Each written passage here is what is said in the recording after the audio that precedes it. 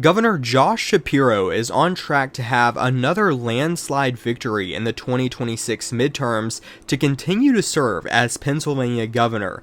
But before we get into the video, please make sure to like the video and subscribe to the channel if you haven't already. If you're interested in joining the channel as a member, you can do that for just $1.99, which has some perks that you're welcome to check out in the description below. With that all in mind, let's go ahead and get into the video. So, Pennsylvania Governor Josh Shapiro is on track to win this race against Stacey Garrity by a pretty large margin, what I would consider a landslide victory in a state like Pennsylvania.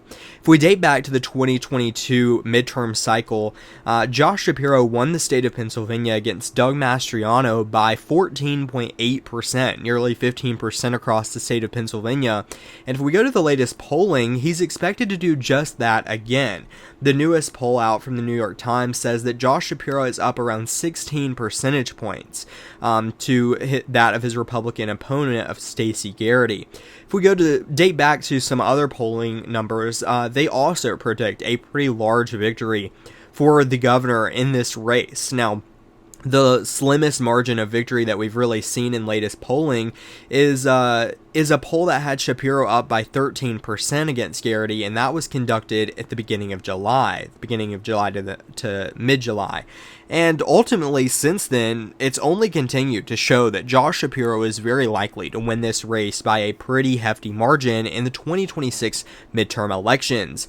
Josh Shapiro has served as governor for almost 4 years now and has proven to be a successful Democratic governor across the state of Pennsylvania. You may recall, Josh Shapiro was on the short list of potential running mates for Kamala Harris back in the 2024 presidential election cycle before she ultimately landed on Tim Walz. Some still criticize her to this day for not picking Josh Shapiro, although it may not have made all that much of a difference. There certainly was some concern there, but Josh Shapiro nonetheless has made a name for himself across the state of Pennsylvania and proving that just like in 2022, he's likely to win again in 2026 by a substantial margin. Now, I wanted to point out a few things from this article that I had at the beginning of the video that I found really interesting. So if we go to the National Democratic generic ballot form, where on the congressional level, Democrats have about a 6% advantage over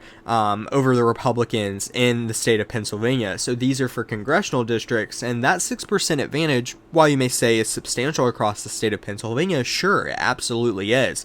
Democrats are on track to potentially pick up 3 seats in the House of Representatives from the state of Pennsylvania this cycle, but we'll just have to wait and see if that actually lands out the way that it's looking at this moment anyway.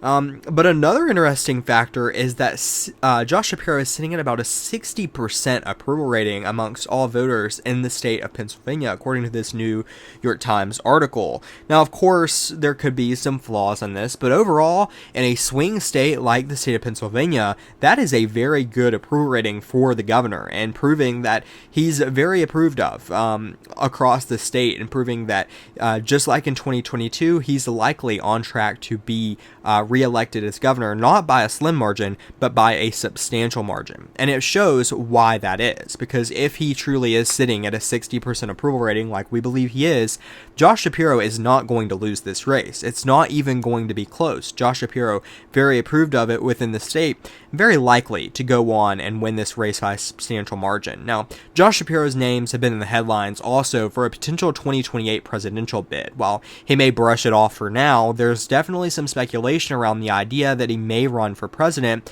in the 2028 cycle. So winning the 2026 governor's race across the state of Pennsylvania by a substantial margin, that of 15% plus, would be very significant and a very good indicator that he's approved of not only in Pennsylvania, but perhaps he would be approved of in more toss-up states such as Wisconsin or Michigan, maybe even North Carolina, Georgia, Arizona, Nevada.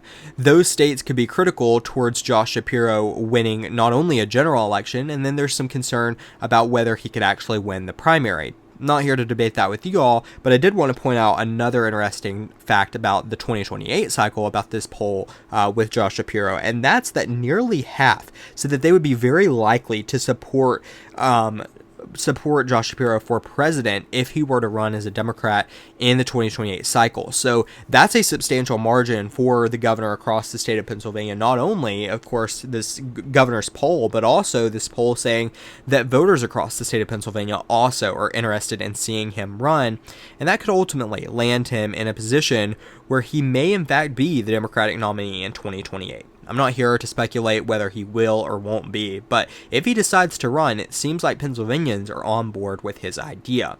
Now, with all of this said, I want to take a look back at some history within the state. So, of course, I mentioned back in 2022, Josh Shapiro won the state by 14.8% against Doug Mastriano. Now, this wasn't necessarily a surprise. For a long time, we had predicted that Josh Shapiro was going to win this race back in 2022. Doug Mastriano, just not a great candidate across the state of Pennsylvania, and proved that. Josh Shapiro proved it even more so. Josh Shapiro winning the state by nearly 15%. That's on the same ballot that John Fetterman won the Senate race by just 4.9%, so nearly 5%.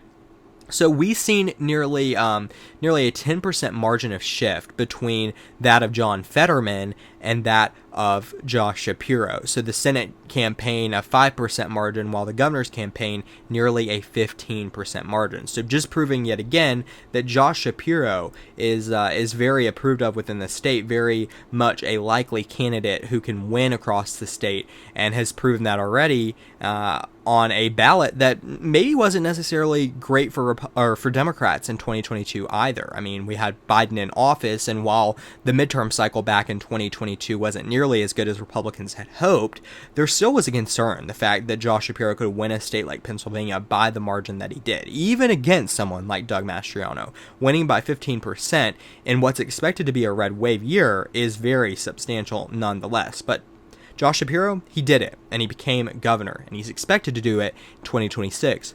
That by an even larger margin, though. So very substantial, very important in this election as well.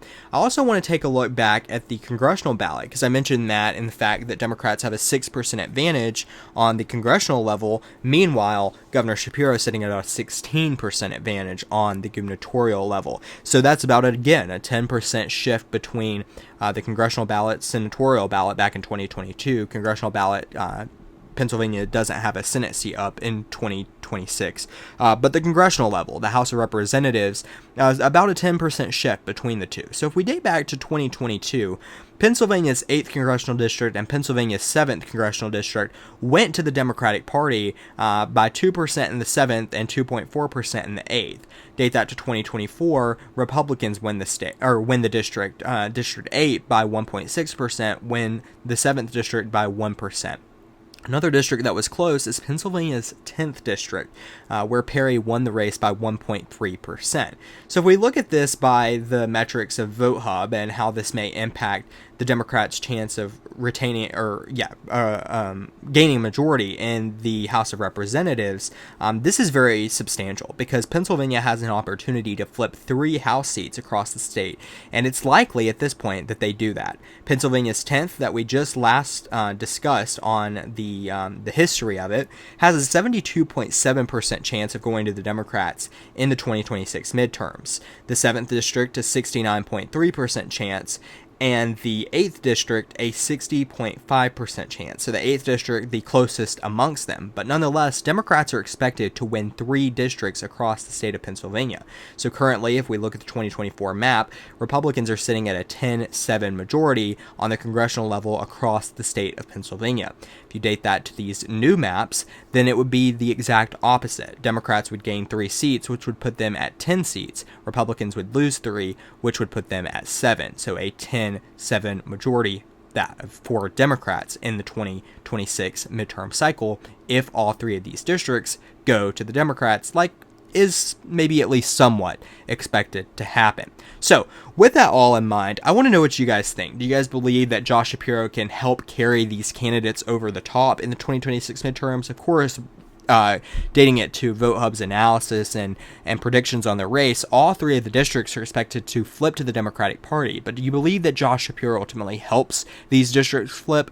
And if so, how much by? Do you believe these districts maybe are actually more Democratic than even what VoteHub is predicting? Let me know what you guys think in the comments below. I love reading through those and replying to you guys, seeing where you guys stand on these races as well. So with that all in mind, if you haven't already, make sure to like the video and subscribe to the channel. Like I mentioned at the beginning of the video, you can also join the channel as a member for just $1.99 a month for some perks that you're welcome to check out down below. So with that all in mind, thank you guys again so much for watching, and I'll see you guys in the next video.